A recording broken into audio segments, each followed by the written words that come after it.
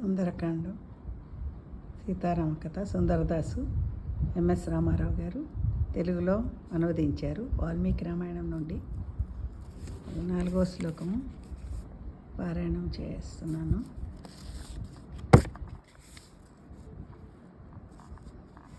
పవనతనయుని పదఘట్టనకే పర్వతరాజము గడగడవణకే ఫలపుష్పాదులు జలజలరాలే పరిమళాలు గిరి శిఖరాలు నిండే పగిలిన శిలల ధాతువులెగసే రత్నకాంతులు నలు దిశల మెరసే గుహలను దాగిన భూతములదిరి దినారవముల పరిగిడె బెదిరి పవనతనయుని పదఘట్టనకే పర్వతరాజము గడగడవణకే ఫలపుష్పాదులు జలజలరాలే పరిమళాలు గిరి శిఖరాలు నిండే పగిలిన శిలల ధాతువులెగసే రత్నకాంతులు నలు దిశల మెరసే గుహలను దాగిన